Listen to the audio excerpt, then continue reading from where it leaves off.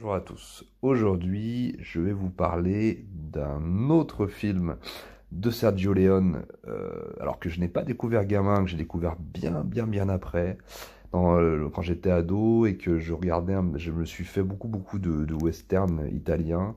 Mais là, en l'occurrence, c'est pas vraiment un western à proprement parler.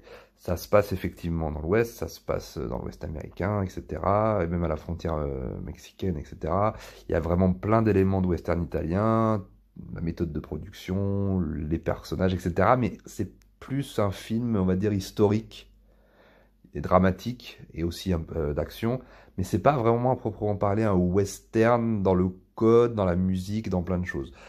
C'est considéré comme par plein de gens comme un western, on peut dire que c'est un western italien, mais c'est un petit peu pour les amateurs de films de kung-fu, par exemple, ce qui était un peu un film comme Dragon Lord, quand Jackie Chan avait fait Dragon Lord à l'époque, c'était une période où on sentait que le film de kung-fu des années 70 était un peu fini et qu'il voulait amener un petit peu autre chose, et notamment faire de la comédie romantique, avec de l'action dedans, mais voilà, le film n'est pas saupoudré de combats de kung-fu, on était vraiment presque dans une comédie romantique, même un peu sportive par moment dans un film comme Dragon Lord. Bah, alors je compare pas les deux, ça n'a rien à voir, mais c'est juste pour vous dire que c'est un genre qui chevauche un autre genre. On est un peu entre les deux, on est entre le film historique et le western italien, c'est un petit peu entre les deux. Mais bon, en tout cas, c'est un film de Sergio Leone, qu'il a fait après était une fois dans l'Ouest, que j'avais vu ado et que j'avais vraiment qui m'avait marqué.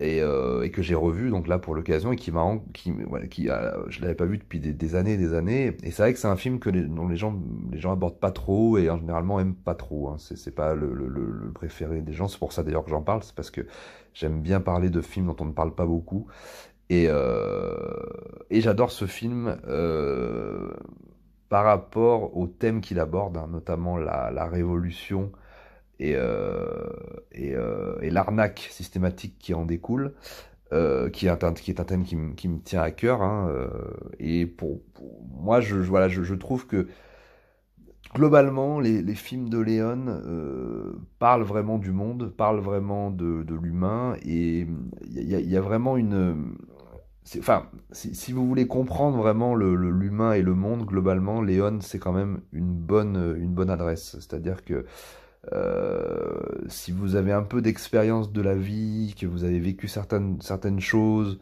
je sais pas, que vous avez eu un petit peu la mort en face, que vous avez vraiment pu voyager et voir des trucs, enfin vraiment un peu de vécu, ça devrait normalement vous toucher un petit peu. C'est vraiment très profond vraiment par rapport à la condition humaine, par rapport à l'expérience humaine et par rapport aux expériences de vie. Moi, ça me touche beaucoup en tout cas. Donc le film traite de la Révolution à travers deux personnages dont acteurs fantastiques, hein, James Coburn qui interprète le rôle de John, qui est un révolutionnaire irlandais, et Rod Steiger qui interprète donc Juan, donc John Erwan, qui lui est un bandit mexicain sans aucune morale, sans voilà une espèce de le fameux peon mexicain très traditionnel dans les westerns italiens, voilà, qui se retrouve sur la route comme ça du révolutionnaire irlandais.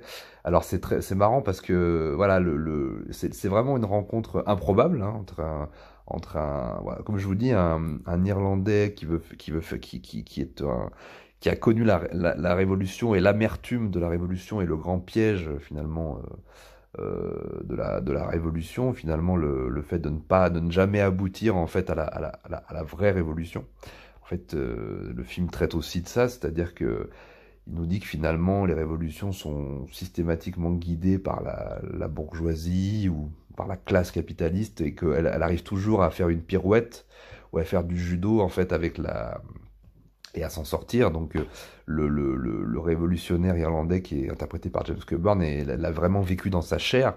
Il a vécu notamment un drame, un fondateur, une, une trahison qui va le travailler toute sa vie, et c'est un personnage très cocasse qui se promène toujours avec de la dynamite, et qui a un petit, en ouvrant sa veste comme ça, etc. qui est un personnage vraiment, vraiment très drôle et un petit peu cynique sur le monde, parce qu'il a tellement vécu, il a tellement vu de trucs, il a ce côté, il croit pratiquement plus vraiment en rien, parce que il a été vraiment, enfin, il a été un peu blasé par tout ça. C'est un révolutionnaire, mais un petit peu comme si c'était, il a fait de la révolution un peu son métier. C'est même plus vraiment une croyance, il a plus vraiment de conviction profonde. C'est juste un métier pour survivre et c'est ce qu'il sait faire, donc il le fait. Donc il y a vraiment ce côté-là, et puis de l'autre côté, il y a Mais bon, voilà, le personnage de James Coburn, il continue quand même à faire ça. C'est pas qu'il croit encore à la révolution, c'est que il sent quand même qu'il est encore utile à quelque chose, alors que le personnage de justement du Mexicain, enfin, du bandit mexicain, lui, il est très lucide sur la vie, sur le monde. Il a vécu aussi la révolution dans sa chair, mais d'une autre façon. Et voilà, en connaissant finalement tout ce que lui a apporté la révolution, finalement, c'est la pauvreté, la misère, et comme beaucoup de ses semblables, finalement, parce que ça n'a rien changé. C'est simplement c'est un pouvoir qui remplace un autre pouvoir systématiquement. C'est toujours la même chose. D'ailleurs, il y a une scène très belle qui est au cœur du film, que ce personnage comme ça balance à la gueule de James Coburn en lui disant mais de toute façon vous servez des pauvres systématiquement, vous faites monter la sauce qui est une sauce légitime, parce qu'en fait les pauvres ont besoin d'avoir une dignité, d'avoir plus de... Voilà, c'est tout à fait logique. Mais voilà, comme il le dit dans la scène, vous servez, la révolution, en gros, c'est fait par des bourgeois, vous servez des pauvres, et puis vous les envoyez au casse-pipe, et puis une fois que c'est fini, bah, vous remplacez... Voilà, les bourgeois qui ont fait la révolution en envoyant les pauvres au casse-pipe, et ben, c'est eux qui prennent le pouvoir, et finalement, ça reboucle la boucle. Alors ça change un moment, ça peut changer pendant peut-être quelques temps, ou peut-être pas du tout, par moment ça change absolument rien, mais en tout cas c'est toujours les pauvres couillons de pauvres voilà, qui se font casser la gueule, c'est eux qui sont envoyés à la guerre, c'est valable pour la révolution, mais c'est valable pour la guerre, c'est valable pour plein de choses, donc là c'est hyper lucide, et d'ailleurs je pense que un des films de Léon, je trouve voilà, les plus radicales, vraiment il a autant comme j'avais pu un peu l'aborder dans le Bon, la beauté, le truand, il y avait vraiment une critique comme ça des idéologies, des camps. Il disait qu'il y avait un côté un peu marxiste, quoi, et un peu chrétien aussi, par moment, vraiment, dans le sens vraiment d'une radicalité, quoi. Et là, on retrouve un peu ça dans ce film-là. Il nous dit quand même que tout ça, c'est quand même, voilà, on est très, très, très éloigné du retour à l'humain et du retour à la vraie émancipation humaine, quoi. C'est vraiment toujours des histoires voilà, de pouvoir qui remplace un autre pouvoir systématiquement, quoi. Et c'est un petit peu ce que le film nous dit.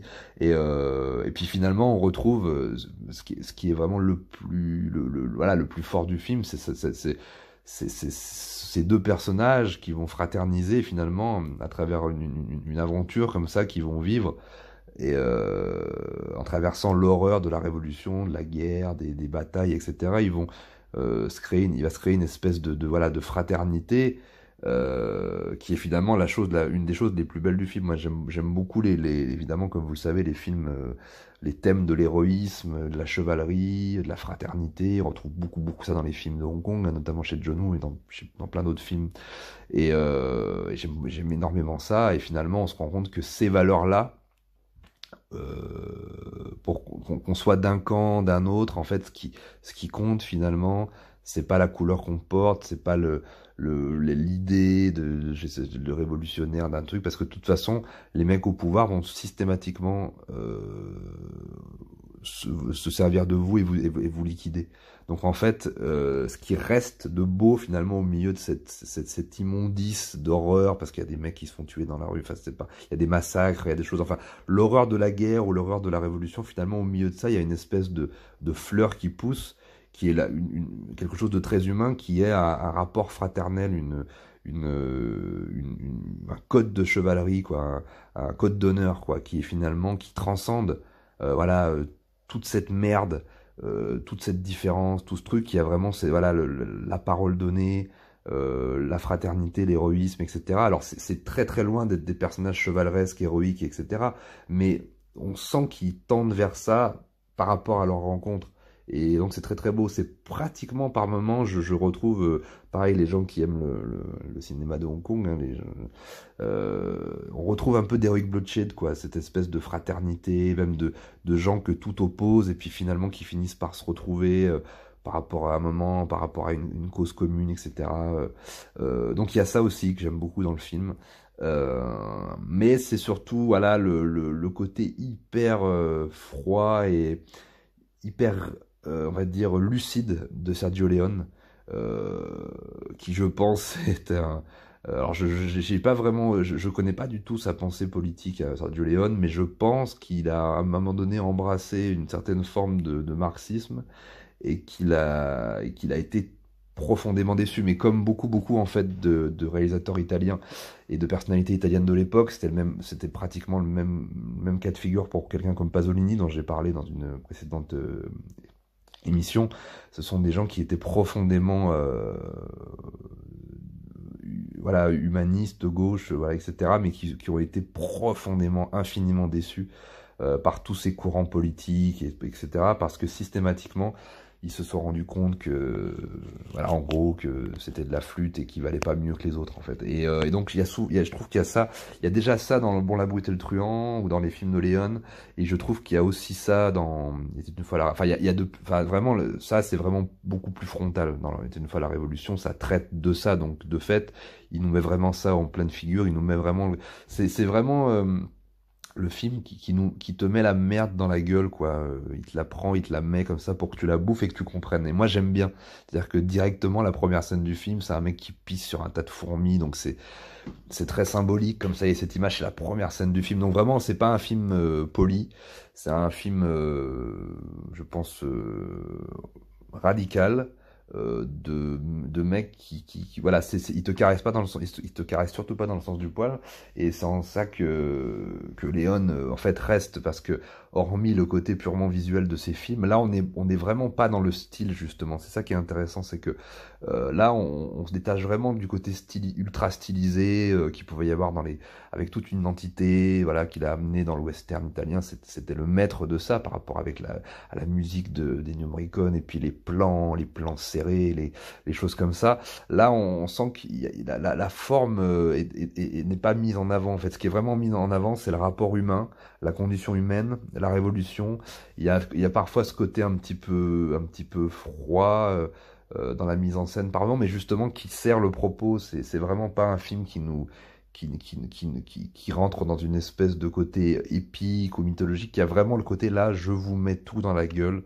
Et peu importe si ça ne vous plaît pas, parce que tout ça, c'est dégueulasse, c'est très sale, c'est un monde très sale, et il y a beaucoup de gens qui se servent de ça pour faire leur business et pour perpétuer finalement le pouvoir. Donc voilà, je trouve le film très profond par rapport à ça, par rapport vraiment à son thème. Alors évidemment, les gens qui aiment vraiment le côté. Par exemple, voilà, il y a deux écoles. Il y a vraiment les gens il y a été une fois dans l'Ouest, qui est là vraiment le film, l'espèce d'opéra magnifique, qui est aussi très très profond, hein, d'ailleurs, hein, qui est un film très profond, mais qui est beaucoup plus stylisé, qui est voilà, une espèce d'opéra, à la fois de la violence et du western, qui est magnifique, etc. Et puis là, il y a ce film-là, qui est un film beaucoup plus froid, par moments un peu plus brut. Voilà, c'est un film de brute, en fait. Et le personnage de Rod Steiger, de Juan, est une brute, et le personnage de James Coburn est une brute qui rigole tout le temps, mais qui est quand même une brute. C'est des mecs qui ont souffert, c'est des mecs qui connaissent la vie, quand on gros sur la patate, et qui souffrent infiniment de l'injustice du monde, et qui ont vu de leurs yeux, je pense, le mal, en fait, le mal, et qui ont vu la merde en face. Et c'est pour ça aussi que je me sens très proche du film, parce que j'en ai vu un petit peu. Mais bon, c'était pas le sujet. Mais en tout cas, voilà, le film me touche.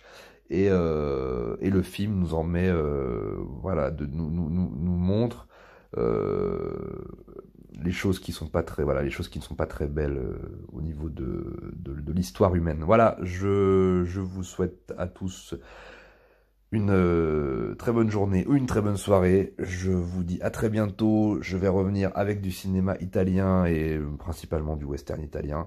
Je vous embrasse et prenez soin de vous. Bonjour à tous.